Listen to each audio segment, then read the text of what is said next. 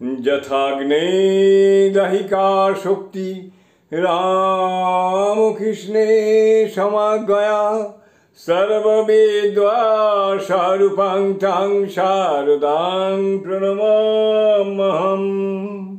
শতরূপে সারদা বই থেকে পাঠ। এবারের বিষয় আনন্দরূপিণী, নলিনীরঞ্জন চট্টোপাধ্যায়। পরবর্তী অংশ। বিশেষ পরিস্থিতির মধ্যে কৌতুক রস সৃষ্টিতে সারদা দেবীরও উৎসাহ কম ছিল না। সেবার কাশীতে তার অবস্থানকালে কয়েকজন মহিলা এসেছেন মাতৃ সন্দর্শনে। তারা সারদা দেবীর কথা শুনেছেন, কিন্তু তখনও পর্যন্ত তাকে চাক্ষুষ দেখার সৌভাগ্য লাভ করেননি। ঘরে ঢুকেই কয়েকজন মহিলাকে দেখে ইতস্তত করছেন, কে মা? সামনেই বসেছিলেন গোলাপ মা, বর্ষীয়সী মহিলা, পরিপাটি ভব্য চেহারা। একটি মহিলা তার দিকেই অগ্রসর হয়ে প্রণাম নিবেদন করলেন।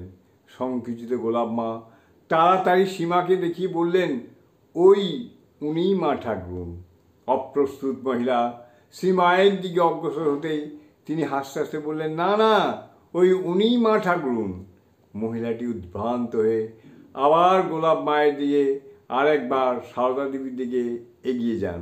অবশেষে গোলাপ মা তার স্বভাবসিদ্ধ ভর্ৎসনায় বলে উঠলেন, তোমার কি বুদ্ধি বিবেচনা নেই?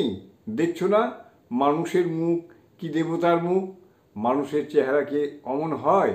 হাসির ঐক্যতানে এতক্ষণে সন্দেহ ভঞ্জন। জয় মা।